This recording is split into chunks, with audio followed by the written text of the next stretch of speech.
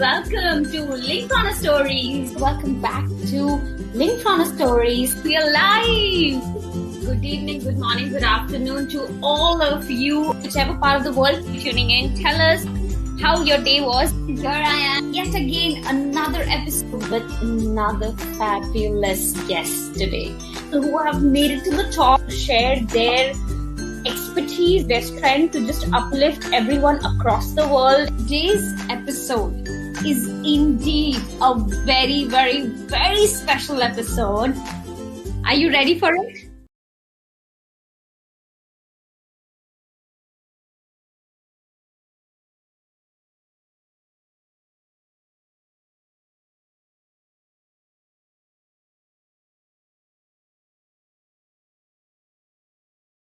Welcome to Linkedpreneur Stories. Welcome back again to Linkedpreneur Stories. Welcome to Linkedpreneur Stories. Welcome back to Linkedpreneur Stories. We are live. Good evening, good morning, good afternoon to all of you, whichever part of the world you're tuning in. Tell us how your day was. Here I am, yet again, another episode with another fabulous guest today who have made it to the top, shared their expertise, their strength to just uplift everyone across the world. Today's episode is indeed a very, very, very special episode. Are you ready for it?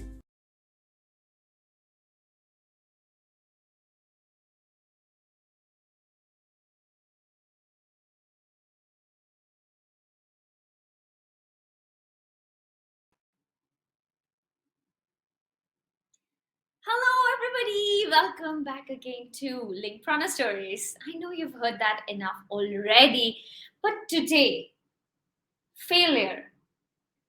What are these failures which actually stops us to grow further, to reach to the point which we call it as success? Are failures something that you have experienced as well in your life? Has it actually slowed you down towards your journey, moving forward in your career, in your life, or in the life's journey across? It's never nice to face these failures, and that's an obvious truth. But what's even further not nice is to stick with that failure for a prolonged period of time and deciding not to come out of it. Today's guest is one such amazing fellow who has conquered his way through multiple failures and has won big. And when I say big, it's better he defines what is that big, what is his take on success, and as well as multiple failures. In other words, rags to riches. A long journey, must say. But before we invite him up on this show, it's time to welcome all of you guys on Linkedpreneur Stories, Tuesday evening, 8:30 p.m. Malaysia, Singapore time, guys. For the ones who have come for the first time on this show, let me tell you guys, for all of you, this is all about bridging the gap between the minds who have won it to the minds who want to win it. It's about the done and the dusted to the ambitious one, and we help them connect the both world together with all the amazing guests from across the globe. Today is another one joining in from my own city where I stay, Malaysia, today. And with this, I would love to know, where are you guys based? So for me, I'm based in KL, Malaysia. How about you? Where are you tuning in from, and which part of the world? Also, let's hear it, guys. Are you still in that lockdown phase, or you have started to go out dining? We are, and soon if we get vaccinated with both our doses, if applicable, we would be able to go out, meet people, and time. That's how the world has been evolving on this side. How about everybody else who's watching us, right?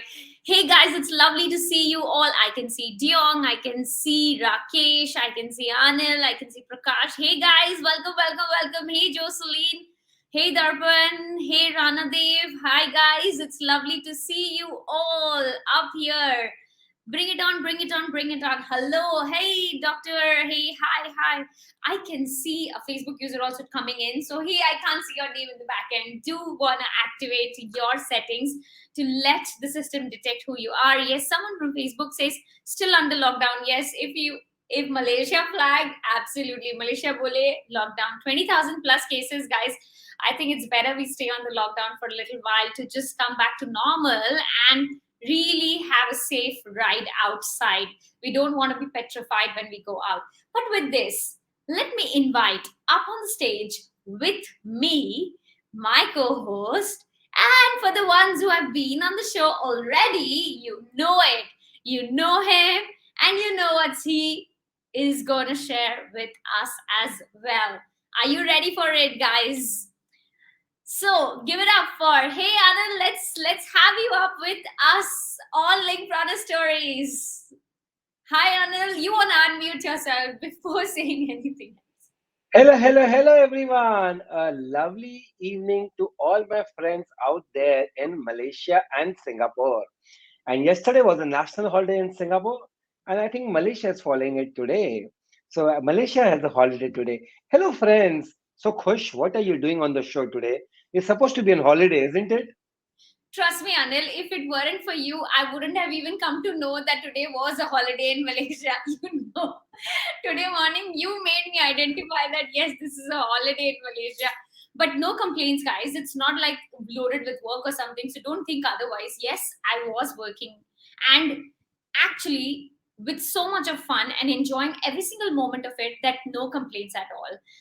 So, if you're thinking not able to identify the holiday, I think it's always been the case with me. It's not the first time that I've not been able to identify a holiday. But yes, Anil, lovely. I hope you enjoyed your day yesterday with all the city painted red. Yes, I was enjoying my day in Singapore. It was an Independence Day for Singapore, 56th one. Really enjoyed the day. Had some good, great evening. But guys, coming back, are you excited for today's episode? At least I am, because there is somebody who is bold enough to come out there and talk about failures. We always heard success stories of people, okay, and we would love to hear them, but it's about failures, guys. If you love failures and if you want to listen to failures, let's put in the text failures, failures, failures. We want to listen to failures. What's say, Kush? Absolutely, guys. Let's hit it up in the comment section. I'm already okay. From me, I will count 10 comments. So, guys, what about you? Do you want to learn about failures and want to learn from the failures of a veteran who is more than a 30 years of experience, guys? Just dropping a little bit of hint, not more, just a little bit of hint. Hey, Roshni, lovely to see you. Hey, Vinod. Hey, Shazad. We are good. How about yourself? How are you doing? Good evening, guys. Good evening. I can see we have Keith coming in from Kuching. Lovely Keith, that's beautiful. Failure, failure, failure. We are hitting up on the failure here, guys. Let's hear it from others. We have okay, Dr. Ratna. Greetings from Malaysia. Lockdown. It's but keep the spirit high. Yes, let's keep the spirit high, guys. Let's keep the spirit high. Yes, want to listen the failures. So Anil, are we ready to listen up on the Yes. Now, since I'm getting so many comments, everybody's texting failures, I'm super motivated and charged to talk about the guest on our show who is a venture builder, a big picture thinker, a dot connector, a person who sees opportunities in challenges, which is so critical, an entrepreneur, a digital explorer who is a go getter who will not sit on the sidelines. He has been an entrepreneur for the past 25 plus years, guys.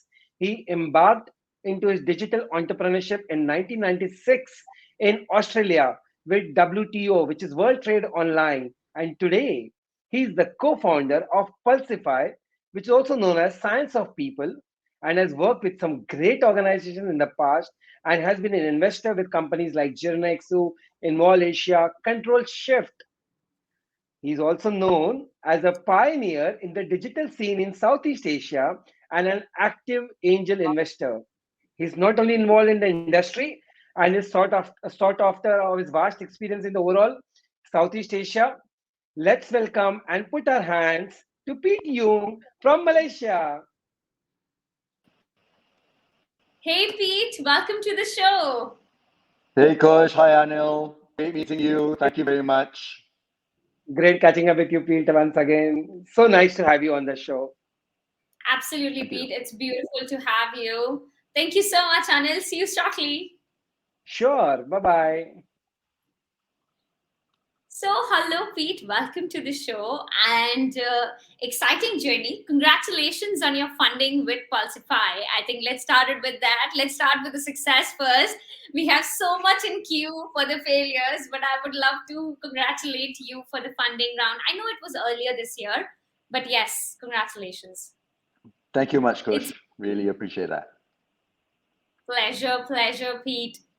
So, Pleat, as we were just talking about the success side of it, I know myself and as well as the entire tribe is excited about knowing your learnings from the top failures. But before that, why don't you share with us how do you define success? Because it's only because of the day we have a feeling for night, and only because of today we have tomorrow, right? So I think unless we define success, it doesn't make sense to talk about failures, right? Yes, thanks, Anil. Thanks, Coach. I think that's a great place to start. So I think when you look at a traditional person, typically they think about success as financial success, career success, family success, and most of the time it seems to come in some kind of end goal, right? Not that businesses or people shouldn't have end goals, but again, to be defined as successful because of end goals, I think is the wrong way of thinking.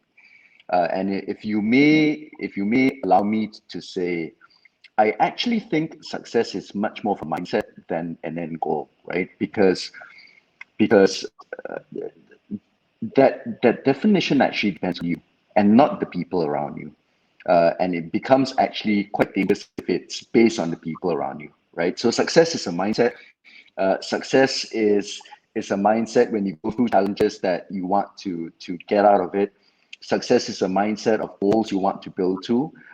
But again, it doesn't stop when you reach those goals as well. It's a continual journey. And that's probably how I lived through the multiple failures I've had in my life as well.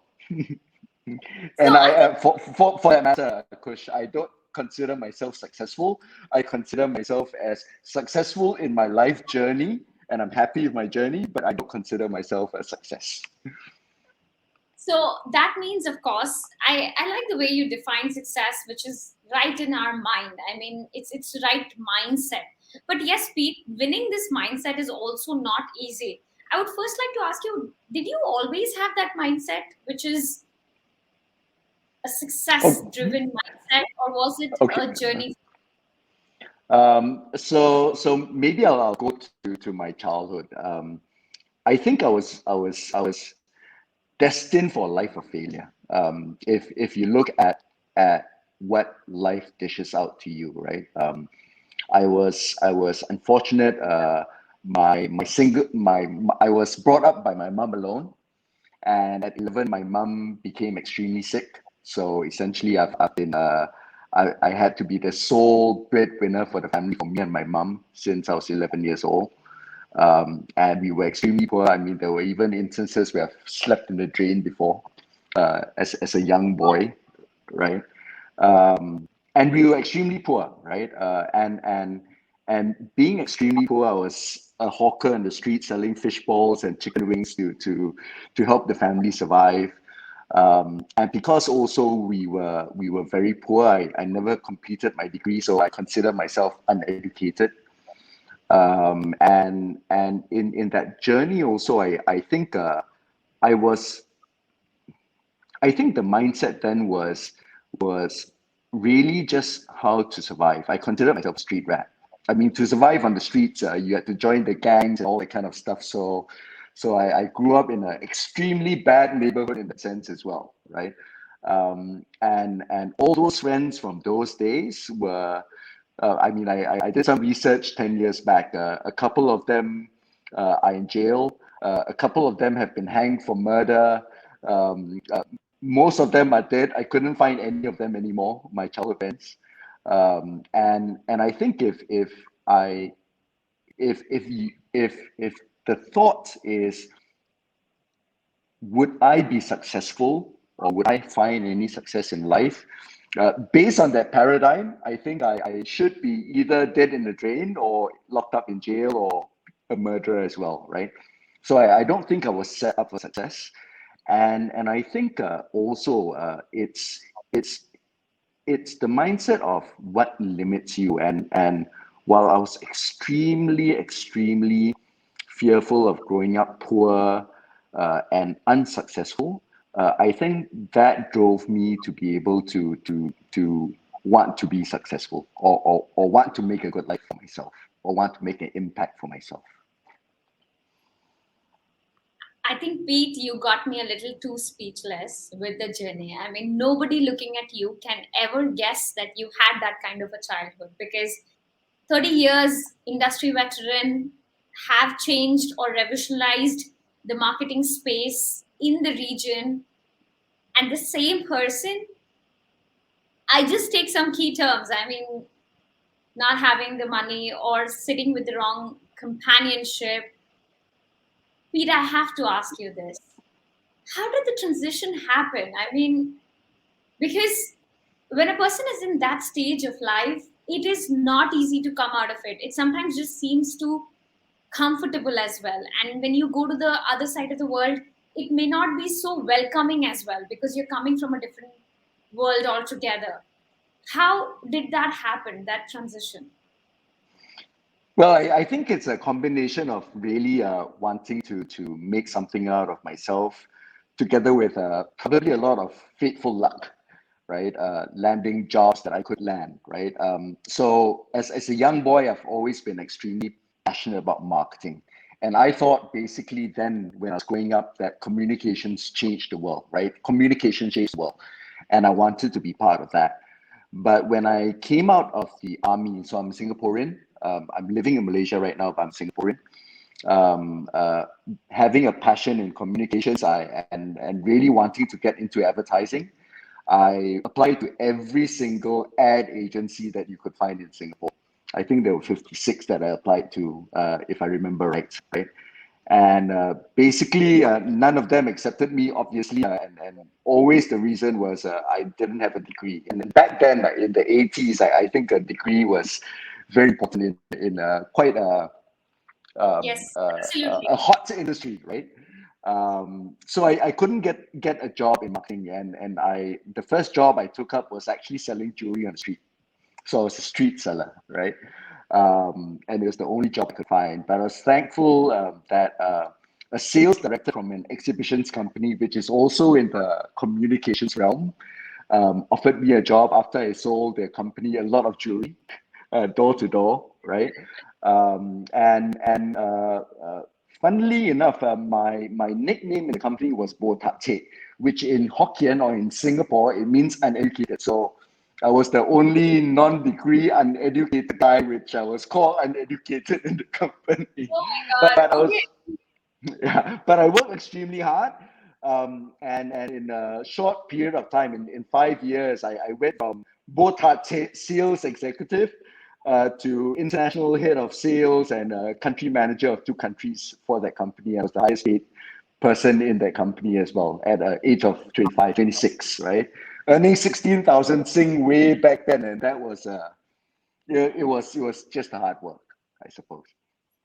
I think, wow. I mean, okay, guys, I want to take a pause here. Then you look at the transformation, and the most important thing that I would love our audience to take away, and personally for myself as well, is to not give up and not dream small. I just see that you definitely believed in yourself, and that's the reason why, from, I cannot pronounce the word, but at least let's just say the jewelry seller on the roads to just the GM of two different countries altogether in just 5 years time, which is amazing. Hey guys, let's give him an amazing in the comment section. He definitely deserves that. This is really a big jump on the career, especially I would say a dropout rather than someone who's not completed, because that's how it is for you as well.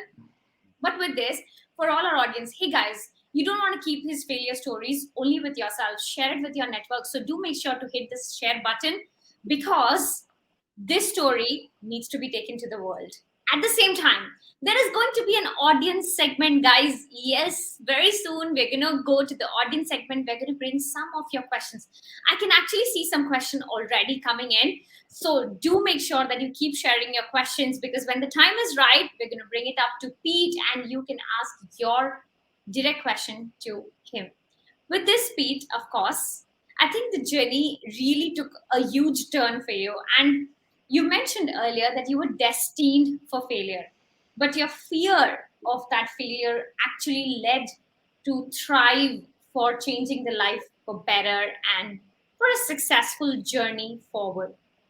Of course, this this being said, whenever we have that downfall in life, or whenever we face that situation in life which is not favorable, comfortable, we really go through a lot. It can be emotional, financial, or a lot of different aspects as well.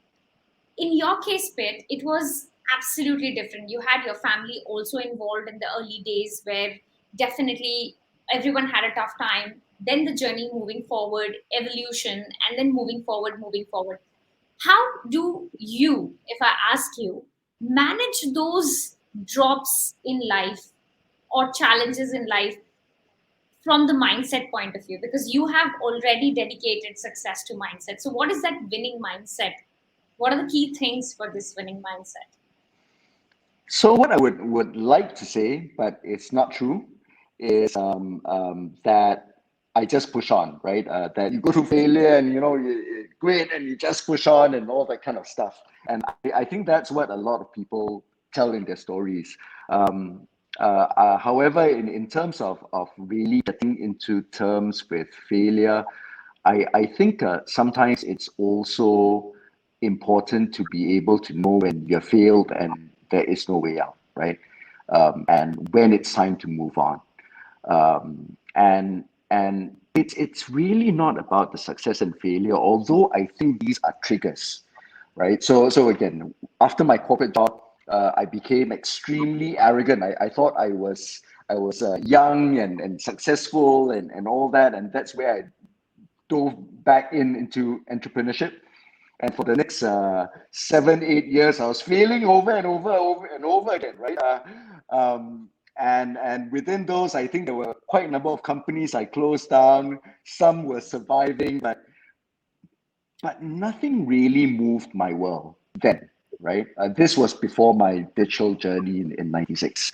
And I think if you've heard of the term Dunning-Kruger effect, it's essentially some people, when they're successful and they think they know everything, but they actually don't. And that was what I realized in my early years in entrepreneurship, that I thought I knew everything, but once I really became a entrepreneur on my own, I realized I didn't know anything. And I really needed to learn things from ground up again. And it took quite a number of years and a lot of failures to be able to learn some of those critical things that were important in business. I think so. I what are the I take away from here, Pete, which of course you've mentioned a few times, but just to reinstate it, you mentioned unschooled, right? That was one part of the story. And then you ended up becoming the GM of the region. Then you went for entrepreneurship, which was again not something you had actually trained yourself for or thought prepared, but weren't actually. But then learning across the process. Would you like for our audiences to just know, like, when so today you are a successful entrepreneur, at least I look at it in that manner, even if you don't, I really do. I would love for you to share maybe 2 or 3 things which actually led you to be where you are today. Of course, those learnings are something that made you go ahead, think again, and work towards it, right? Learn that, maybe anything. So, what would be those 3 things which actually you would like to dedicate your success or journey towards where you've come today, per se? Okay. So the first thing, so let me think about it. I haven't distilled those 3 things, right? But the first thing that probably would have been the biggest mover is a mindset of learning from experiences. And really, when I say that, it's really learning from your own failures, right? Failures are not necessarily bad if you take life lessons from them, right? And I think in extension to that, it's not just personal experiences that you learn from. It's actually experiences from the people around you as well. So I count many mentors I have in my life as people I learn from. I'm in organizations like YPO and EO where I've got my forum and I'm constantly learning from my forum. And one thing that I've learned from experience learning is that all our decisions, all our judgments in life are actually from experiences, right? So even if meet this stranger across the street and he looks like this person that cheated me in the past, he may be the best person in the world, but just because he looks like a person that cheated me in the past, I may judge him as a bad person, although it's not, right? And why does that happen? It's purely from the experiences. So same thing in business. I go through this problem, I solve it in my own way, and I fail trying to solve it in my own way, right? How do I learn from the experience? But how do I take this same problem and chat with 10 other people and see how they approach it differently? And did they succeed or fail? And then it becomes wisdom, right? So it's learning from experiences. The second thing I've probably learned from my failures was really know your why. I mean, being an entrepreneur is tough. Building a business is tough, right? There is no entrepreneur I know that doesn't go through tons of challenges to be able to build up the business, right? And I think having a vision, having a strong why, is the foundation point of getting you up in the morning, having the right mindset of what you're doing, inspiring the people around you. It's not just your staff, but even your clients, right? In terms of your vision and getting them to believe in it as well. And having that why also when you have crossroads, right? There are three different ways your business could go, right? What is the right direction to take, right? It all comes back to what's the strongest gravitation to the why itself. So the why is important. So that's the second point. The third point is it's all about people. Um, there is no man is an island. No man can succeed on their own, right? And it really takes a team to build a business. And everybody has weaknesses. And as an entrepreneur, I've always try to know my weaknesses and fill my gaps with the team around me, right? So again, how I build my team has always been what gaps I have. It could be mindset gaps, it could be skill gaps, it could be industry expertise, it could be network, it could be whatever, right? But really, it's all about people and how you bring these people into your life, get them aligned with things that you believe in. It's when life gets interesting. Lovely. So, three things. It's about more learning, keep learning, know your why, and just making sure that you have the right people. You can fill up the right gaps in the organization. No doubt, all the large businesses, if you see, are today where it is because of the right team. But yes, Pete, I'm excited to uncover more about the people side of it, and as well as knowing about which were those failures, which one was the the biggest one, I mean, the biggest pitfall. But Pete, before we get to there, are you ready to play a rapid fire together? Let's go. Okay, let's do it. It's time for rapid fire, and we are going to play from your den, which is, we'll ask you some questions which will uncover a little more about yourself. And from there, let our audience get to know Pete a little bit more. Are we ready?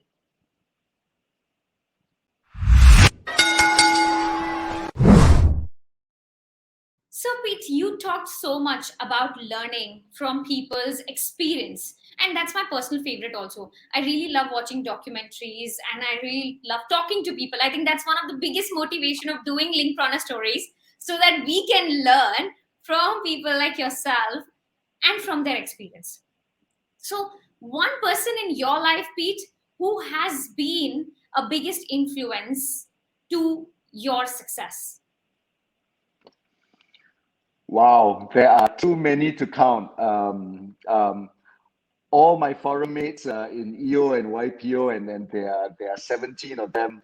My various co-founders, Renee, who has been a co-founder with me for 20 years already. Jay, my current co-founder in Pulsify. My leadership team is a huge inspiration and learning journey for me as well. I don't think there is a single person. And frankly, actually, almost every chat I have with anybody, if it's meaningful or deep enough, there is always something to learn, right? And it's really that mindset of being curious and really wanting to learn.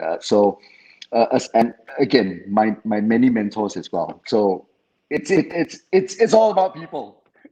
Gosh, it's all about people. No single person. So, Pete, what are the top three sites you end up spending most of your time, except social media and Google? Don't We wouldn't include social media and Google, but generally other three websites. Um, wow. Okay. If it's well, the I'm usually on work, so I'm always on Slack and Google. But generally, I think it would be YouTube from a time out kind of perspective, where I listen to lots of learning material. Um, um, I serve a lot of industry sites as well. I'm actually very bad from a fun perspective. I mean, my life is all about my business and my work and improving myself and improving my business. So yes, it's all these kind of sites. Reddit. I think we in the last episode itself we had Alan, and he also mentioned himself as boring. I don't have too many hobbies, but I think there's nothing bad about it. You don't need to have a hobby to be super exciting or super promising. It's just about you feeling right about yourself. But yes, Pete, you mentioned about YouTube. Let's hear Netflix. Which was the last show you were watching on Netflix? The Good Doctor. I Ah, love okay. that Yes, show. top 10 in Malaysia for sure. Your There's favorite a lot of holiday, meaning for me. Yep. Sorry. your favorite holiday destination?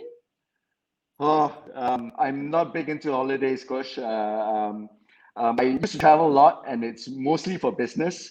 And I've hardly even taken my family for holidays. So I love Japan for its food and for its culture. Its culture of the passion that everybody has for their careers, for example. It just amazes me. I love Japan. Superb. One social media platform you spend a lot of time on. LinkedIn. Once in a while and once a month, maybe 20 minutes of TikTok. I've started TikTok, Oh but wow, not TikTok. much. Okay, Not guys. So much. you know now. So do you create Mindless dance entertainment. videos? Do you create videos for TikTok? No, unfortunately, I don't. I think my co-founder would be very happy. I don't. Oh dear. Pete, a wish that you would like to fulfill in your lifetime, of course.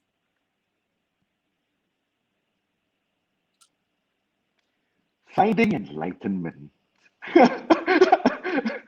Oh it's my God. it's yes, I don't think I can, but I think it's been an interesting part of the exploration phase of my life. Not bad, and it's no harm. It's a wish, you know. You never know. Yes. One investment you're proud of.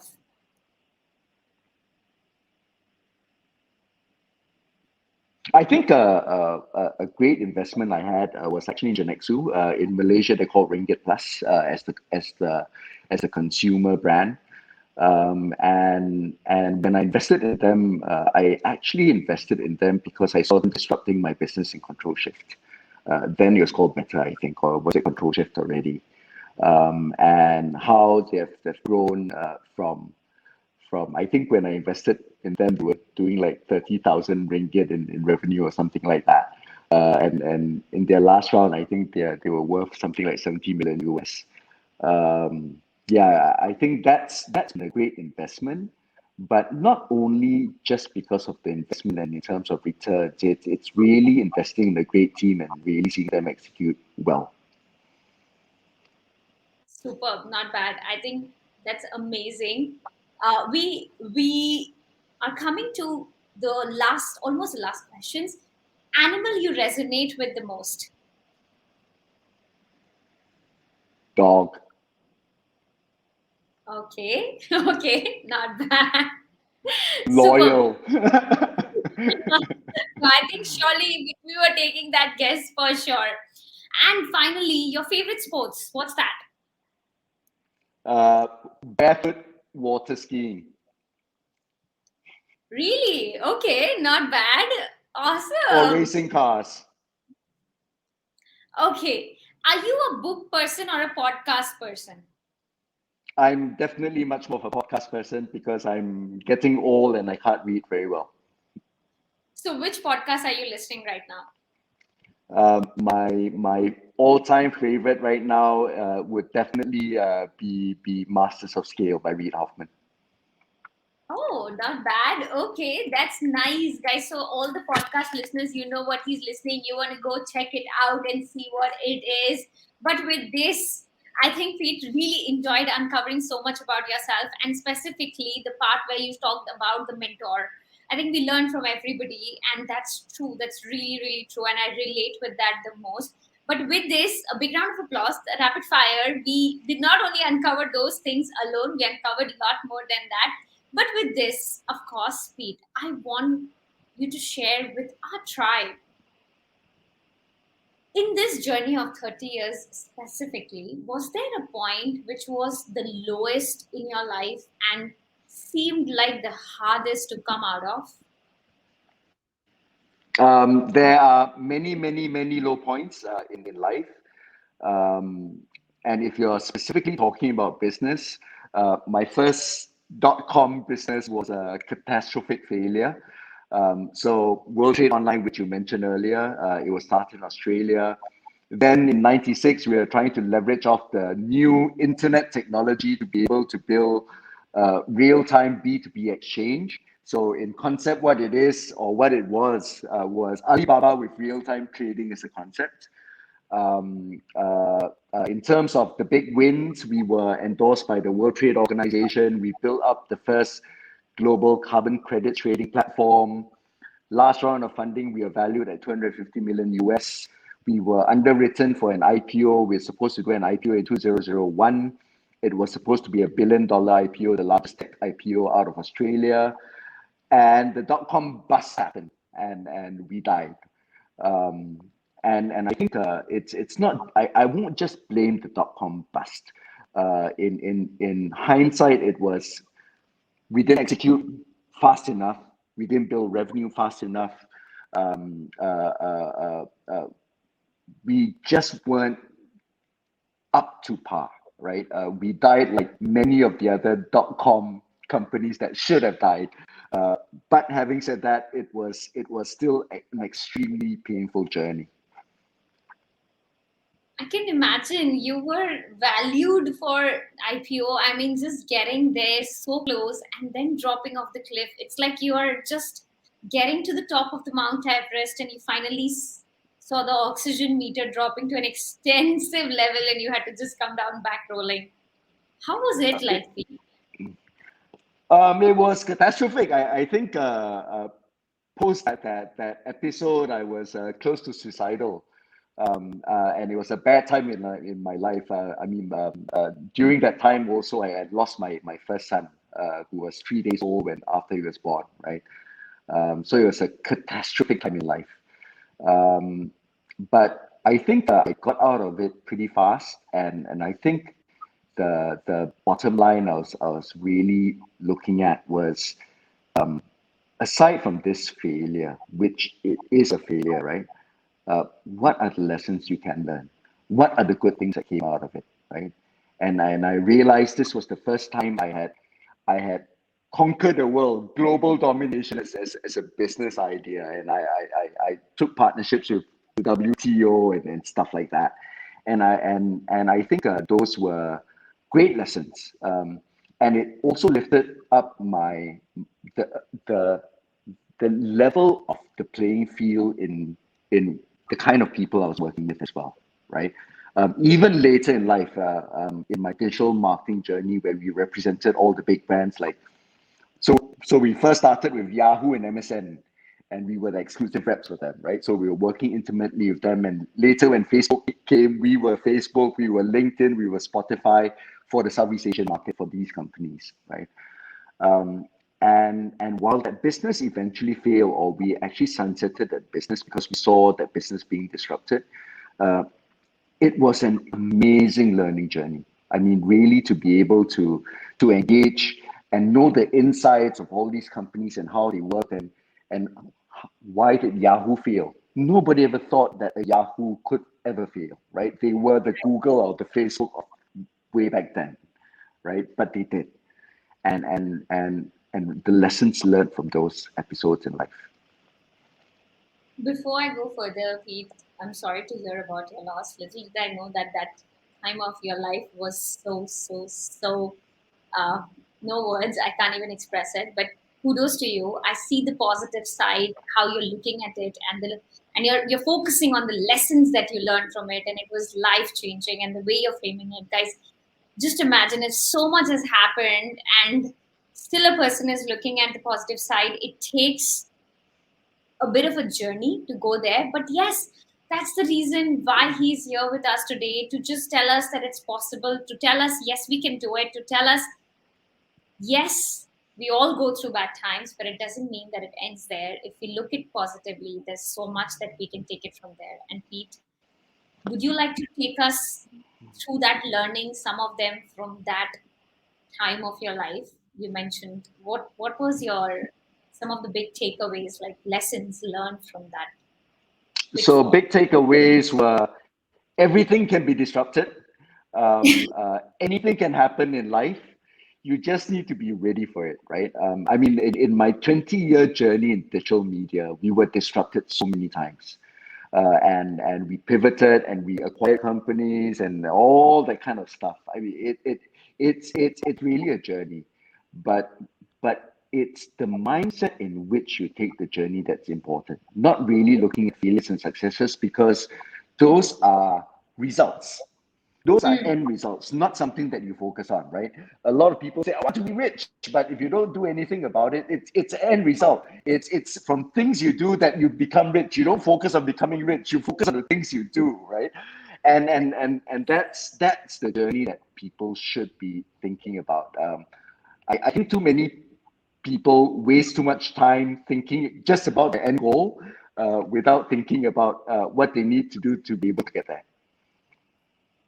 I think that's so true. I mean, not really getting up and doing and taking action right now, instead of hoping for the big success, the money, the fame, the fortune, and all of that to hit it.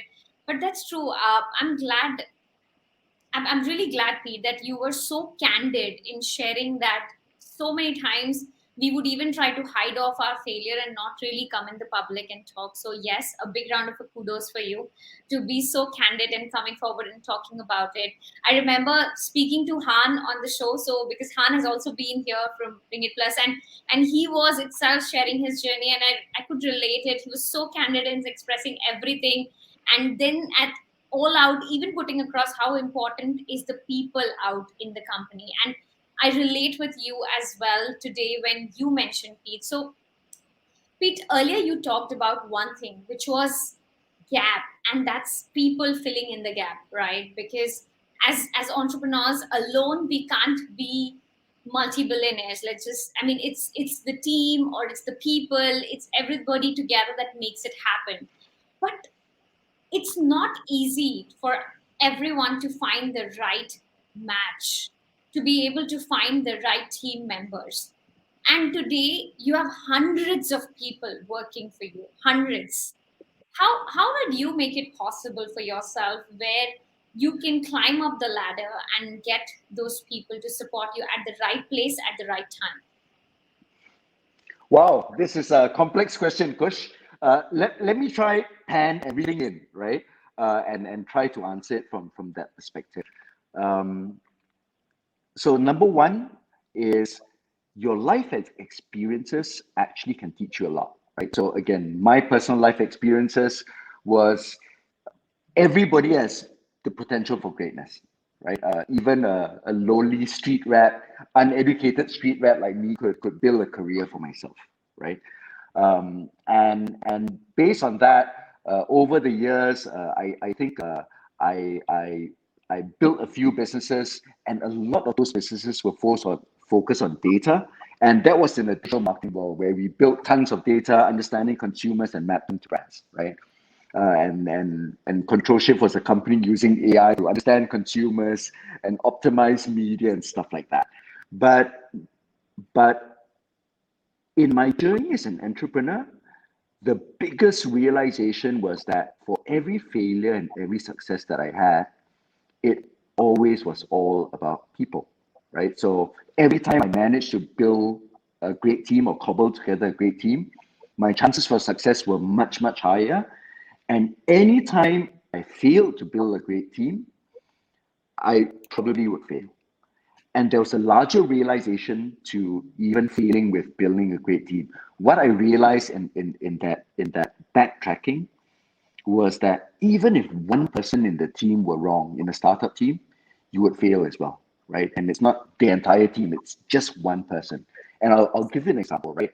You have a great product person, but you've got a lousy salesperson. You can build a great product, but you can't monetize, you don't have a business, you fail, right? On the other hand, you've got a great salesperson and a lousy product person, you fail as well. You can monetize it, but you can't deliver on whatever you want.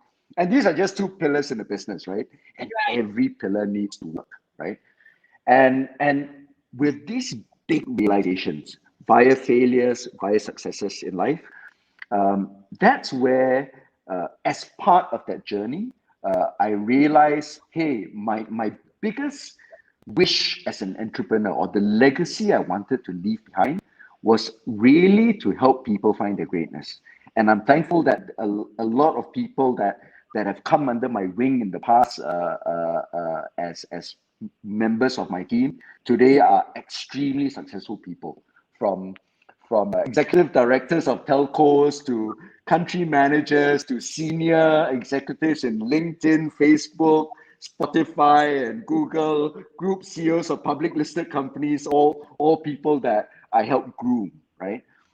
And with all these deep realizations within myself and my understanding of data and all that, that's where, as an entrepreneur, I came up together with Jay, my co-founder. We came up with Pulsify, where we today want to use data to help companies help their people and realize the potential of all their people as well. But why I put it in this way is that's where you try to optimize life. You really try to learn from your failures, apply everything you learn from your successes, learn of what's important, and then you form your own why, right? And Yeah. hopefully with your own why, you can build a business that hopefully becomes successful. I I hope that think answers your question, Push. it does, because the reason is it's very difficult to crack the right person, and it's not easy to understand immediately. Of course, with today technology coming in, kudos to even Pulsify to be able to launching the kind of work they have done and helping to just find that match.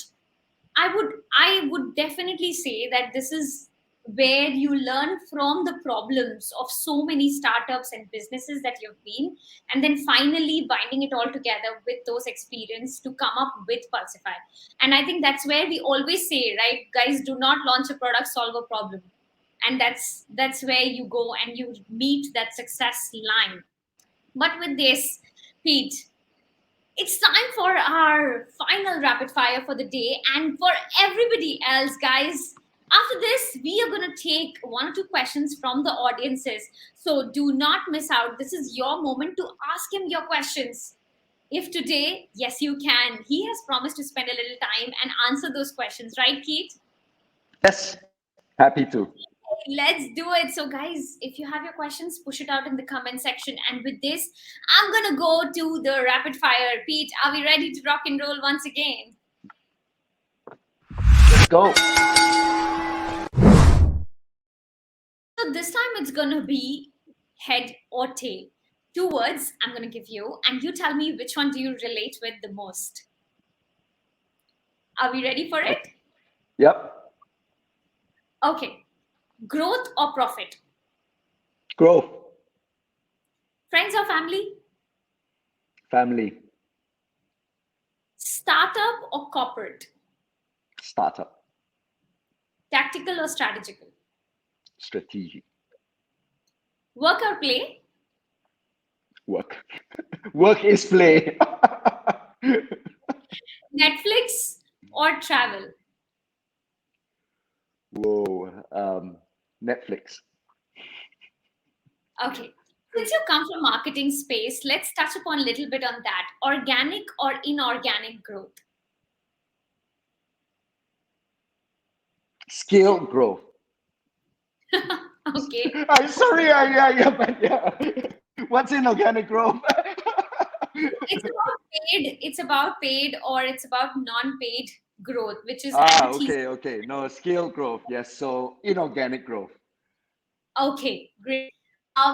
When it comes to marketing, it's advertising or branding. I mean, if you have to pick one, which one would you take? Branding. Okay, Long term. long term. Got it. Absolutely. I was going to ask you the next question, which is short term and long term. You almost answered for that immediately before even I could ask. Fame or fortune, Pete? Neither. Not things that are not in my focus area. I'm sorry, Kush, but not important to me in a sense. Okay, I would take you already have both of them. Is that so? No, it's just it's a byproduct. It's not a focus in my life. Got you, got you. I think that's what you define success as in the earlier part of our conversation. Strength or weakness? Weakness. And finally, success or failure? Journey. No, you can't be. When you Success, of course, success. Awesome, awesome, Pete. That was lovely. It was superb to uncover so much about yourself.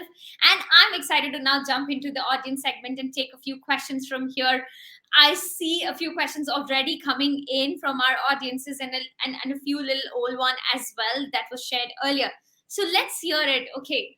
We have a question that comes in from Mickey, and Mickey says, assuming that things are not happening as anticipated, how do you know when you should preserve with faith or pull the plug to do something else slash pivot?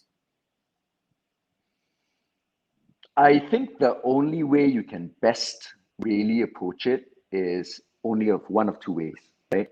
One is talk to the market and really talk deeply to the market, not superficial kind of, is there really a need, right? Would you buy it if there's a need? And this is the price, would you buy that, for example, right? The other one is talk to people you trust. Because unfortunately, no matter how experienced an entrepreneur is, you are always in the weeds. You never know, you never can see clearly your own business. And it probably is worth it to talk to people you trust, people who have experience as well. Tell them vulnerably the challenges that you have in your business, and ask for opinions. And from there, you have to make your own decisions.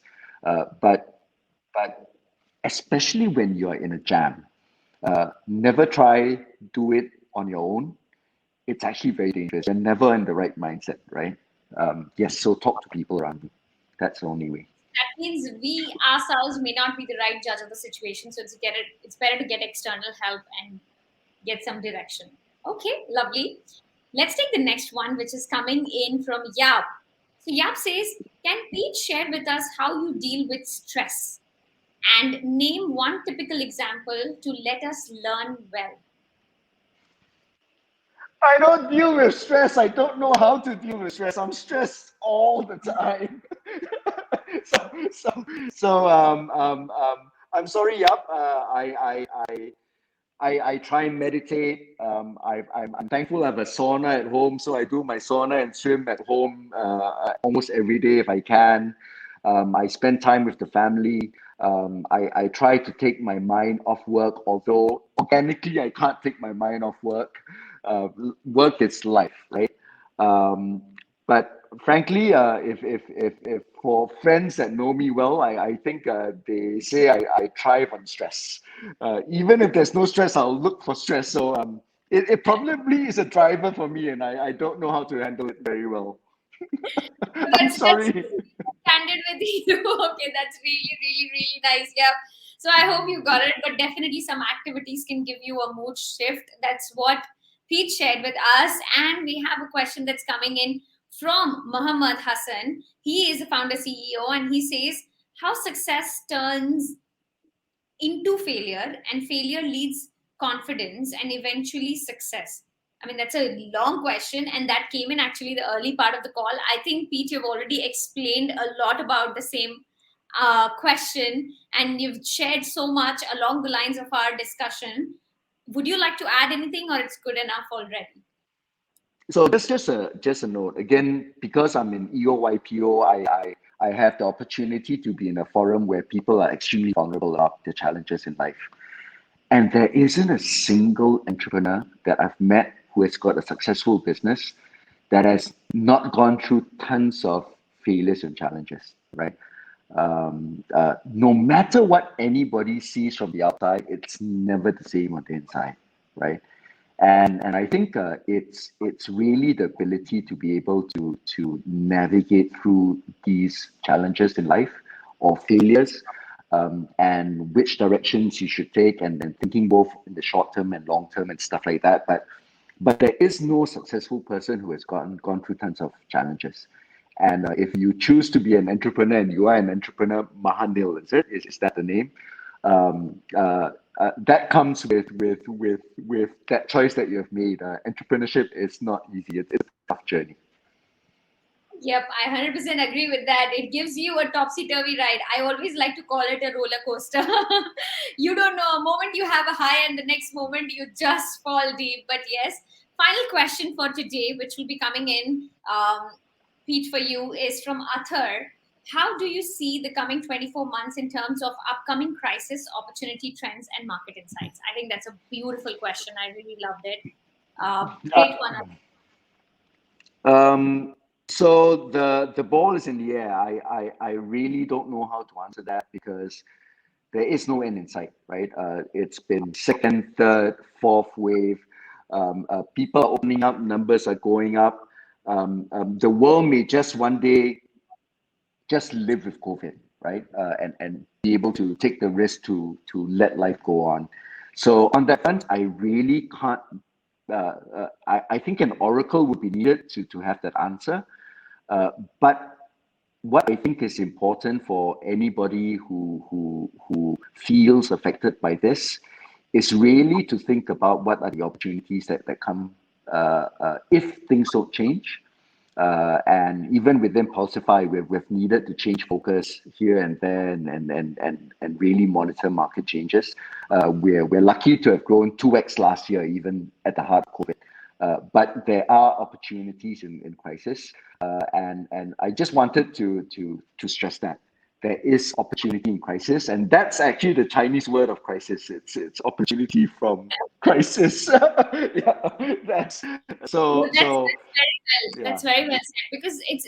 I remember you mentioned about the dot com boom, and that time one of the key things that you learned is your business was not prepared for it.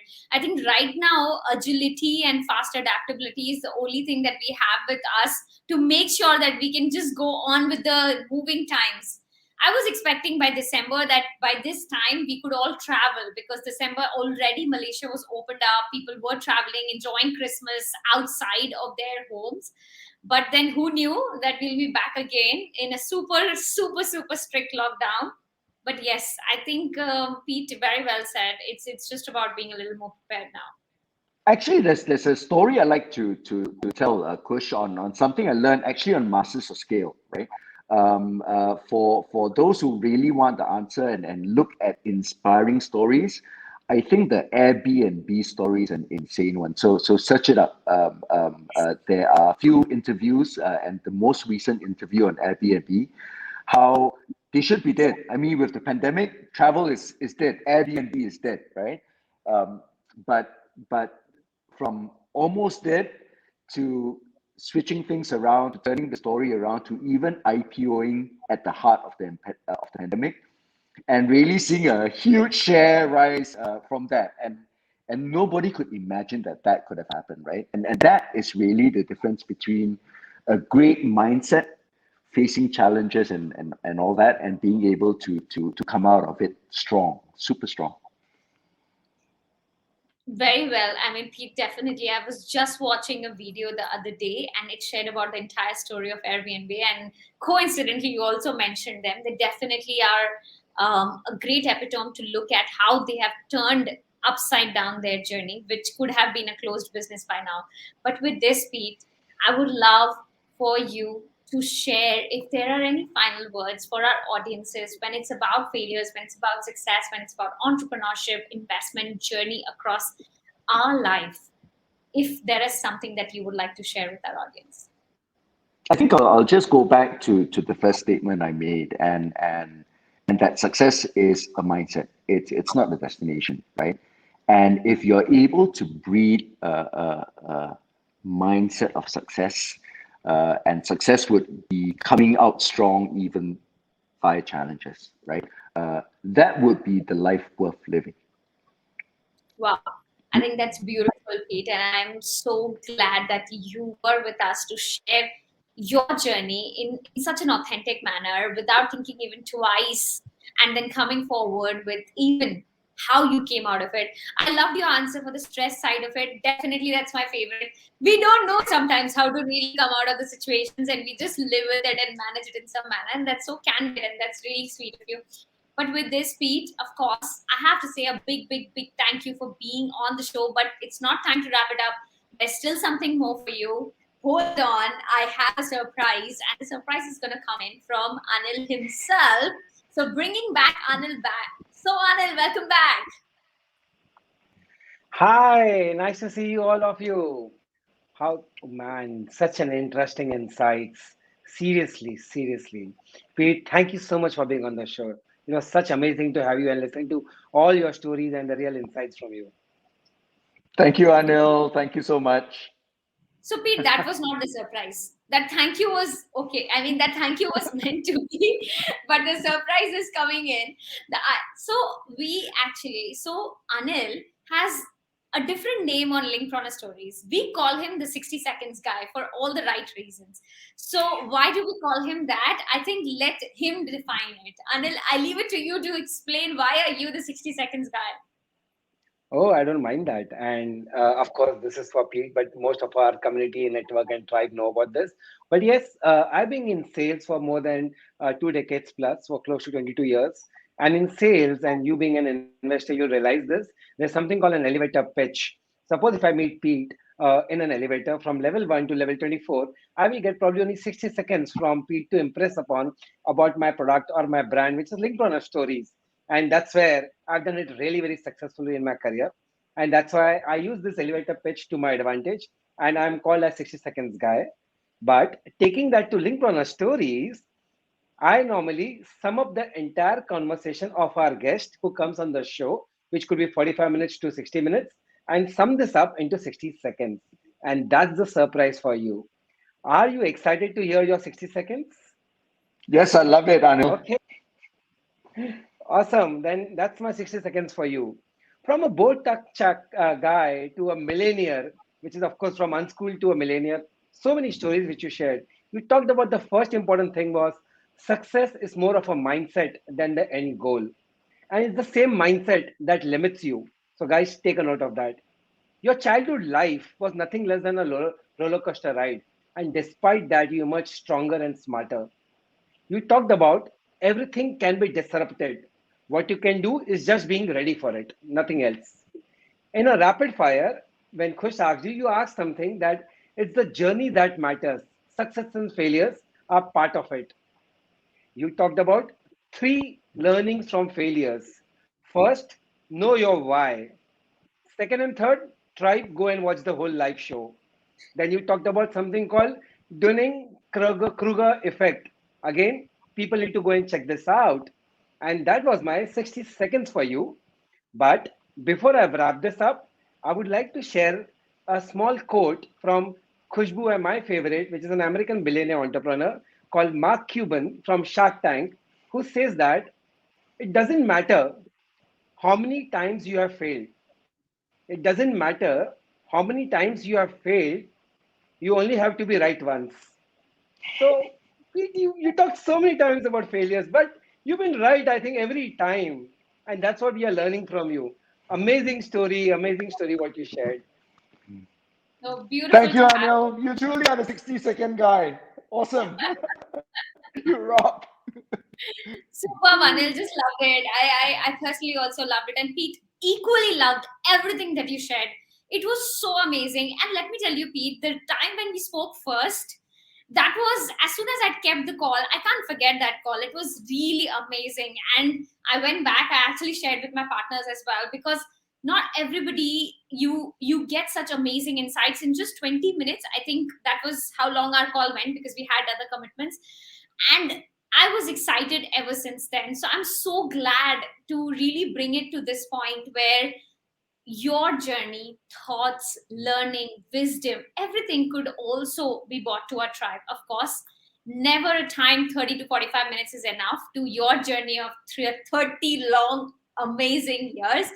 But I hope we could do a little justice to that and bring to a point where everybody can see success at the end of the tunnel.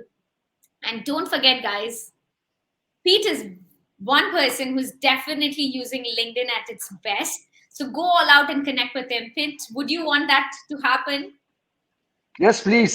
Peter Young, please search me on LinkedIn and add me. I'd love to. And once a while he's on TikTok too, which I heard on the show, right? Yes, yes. Absolutely, Pete. Later, I'm definitely going to check you out. But that was amazing, Pete. Thank you so much for being with us on Linkedpreneur Stories and sharing your story with everybody. Anything you would like to wrap up with? No, thank you, Kushbu. Thank you, Anil. It's been an honor and pleasure, totally. Thank you. Thank you so much, Pete. Thank you. Beautiful having you. Pleasure has been Thanks. all ours. Thank you so much. Namaste. Thanks. Bye.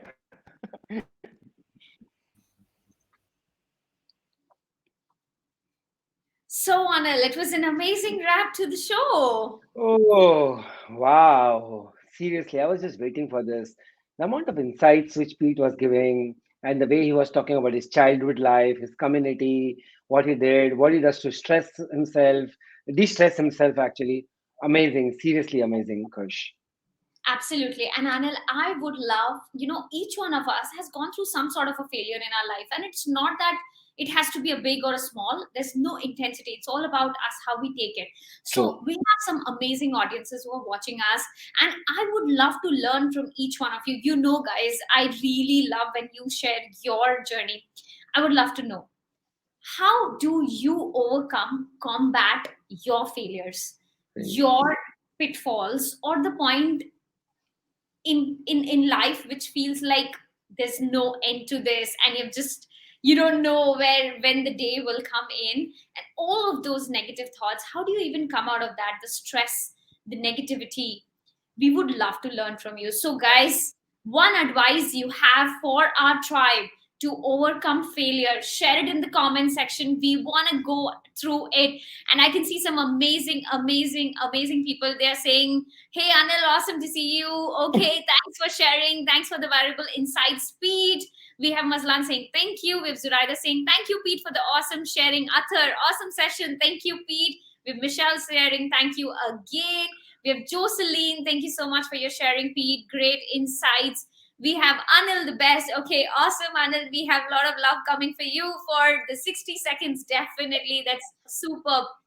With this, guys, I'm excited to read every single learning that you have from your failures. And with this, a quick reminder, Linkedpreneur Stories is back again every single Tuesday for you to join us at 8:30 p.m. So don't only bring yourself, bring everybody you can who would like to learn from real life stories, real time, with no change, with no edits, everything candid and authentic right in front of you as we get it from them. This And don't is forget to share this good word with your friends and your community on LinkedIn. So whenever we do a post of our next speaker, please share the post. That's a small request what we expect from our tribes out there. What's a Kush, right? absolutely, Anil. I think that's so true because your support is what inspiring us to keep coming Yes. back with this amazing stories every single time. You know, this is not something which is our business. This is all about us wanting to learn from them, but at the same time sharing with you all as well. But thank you for all the love that you have shown to us ever since last year until now. It's about 62 episodes that we have done so Yes. far. Little did we imagine, guys, we'll get to this point. But thank you so much for that love and that trust in us from the day one. Thank you. Thank you so much. See you again coming week, same time, same show. Get your friends. Yes. So rise and shine, guys. Bye bye.